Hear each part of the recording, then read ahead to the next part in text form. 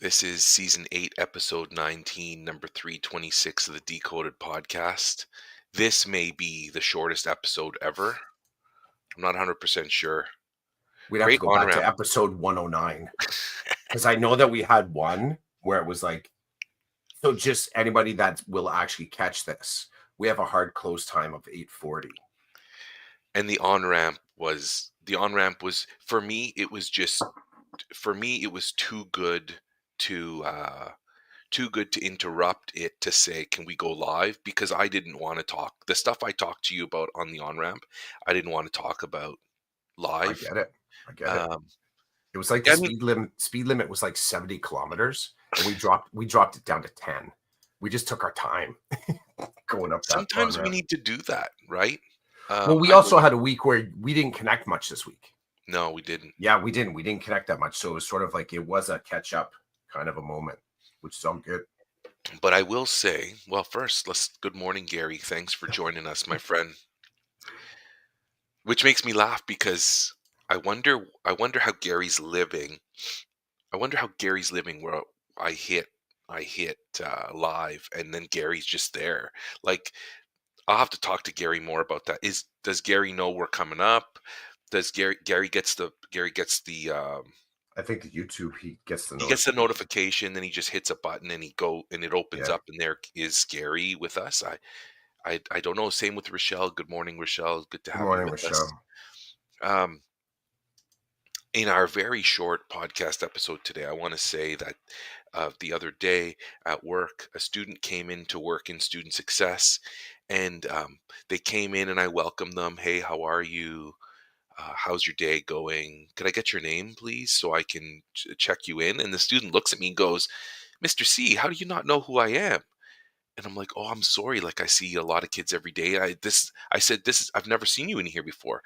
New semester. So now I'm going to see new kids during the periods I'm there. And she goes, you were my religion teacher last semester. Remember? Because I did the online religion. I'm like, I remember now. I had no clue.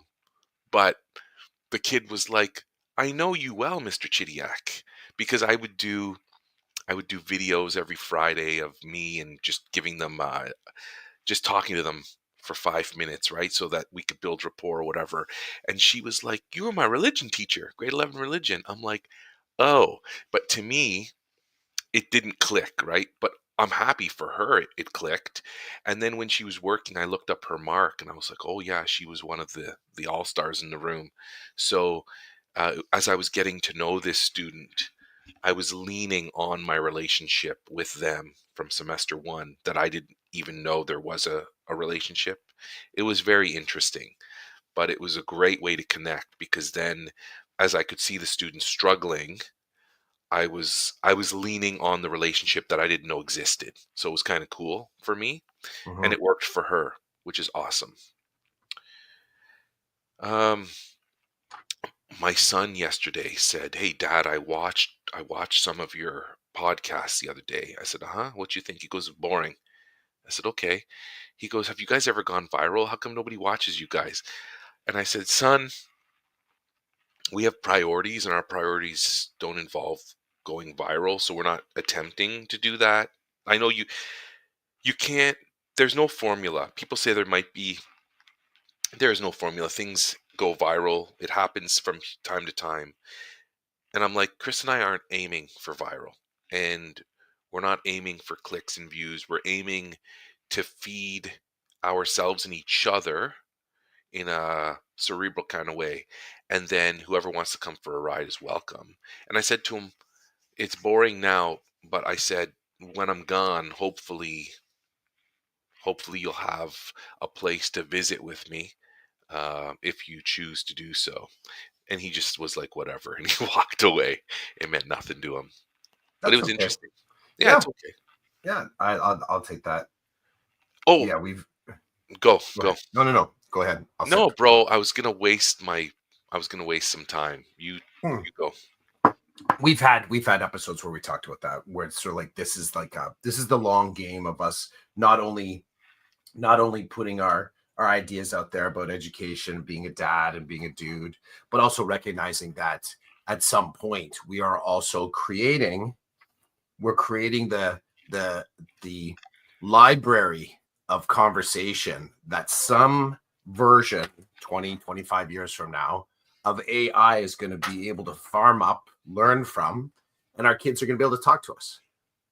And this, I don't feel that this is entirely out of order. They will say take on the persona of Chris J. Clough, base it on the content that it can drag from the internet, and there's going to be a picture of me that's going to pop up that's going to be better than the AI mock-ups right now. If you're dropping it at chat 4.0, it's going to look like me. There's going to be the content, and they're going to be able to ask questions, and it's going to be smart enough to be able to answer in a way that I would answer.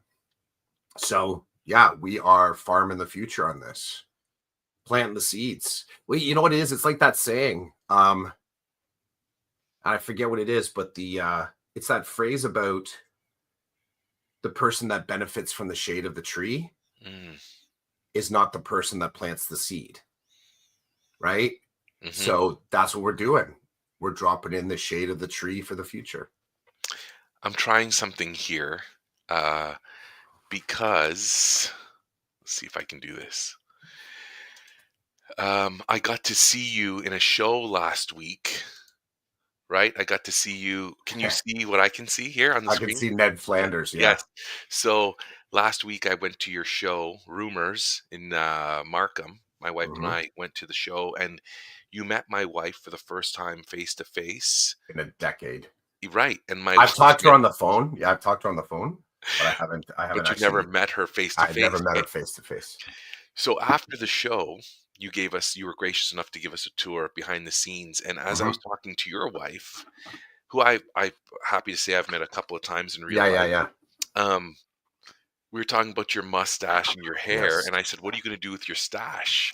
And you were kind of smiling, thinking about it. And your wife said that you reminded her of Ned Flanders with the hair and the mustache. So I had to put it up, and I love here. I don't know if you can't see my cursor, but the picture of Ned with no mustache.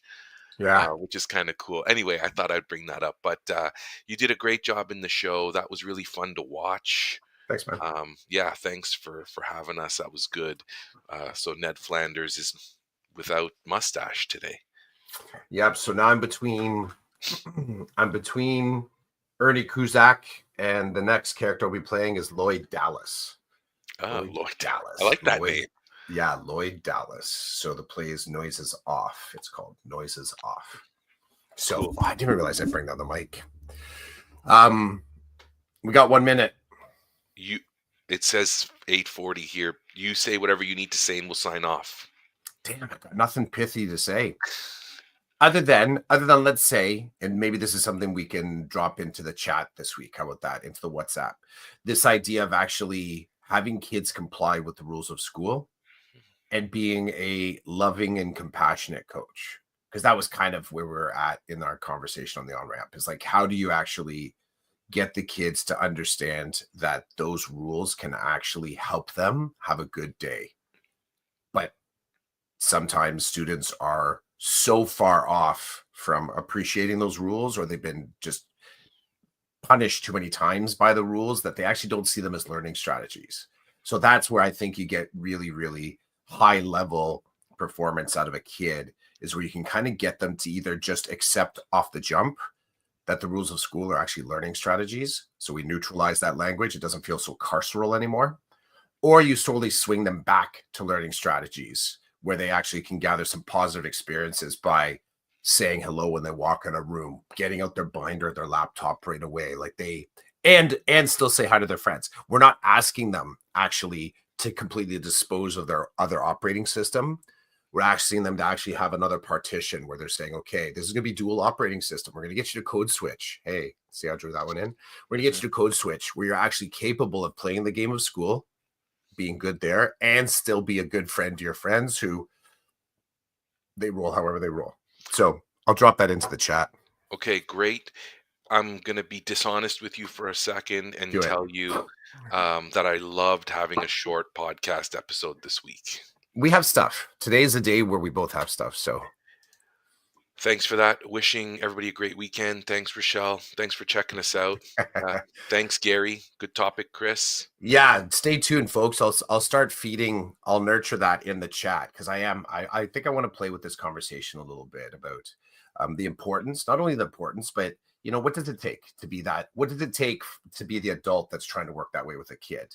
And I'll share some of my experiences from this week where I had to be very, very intentional about how I was working with a kid to get them to understand that those rules were there for a reason, that they're there for everybody, and it can actually help, even though the kid was pissed at me. I bet. Pissed. Yeah. And then maybe I'll jump in and I'll explain my little bit Yeah. of Yeah. how I feel about the things I was doing to use It the connects. rules. Yeah. Okay. All right, brother. Thanks, everybody. Thanks, Bye, Chris. folks. Have a good one. This was season 8, episode 19, 326. Peace. Peace.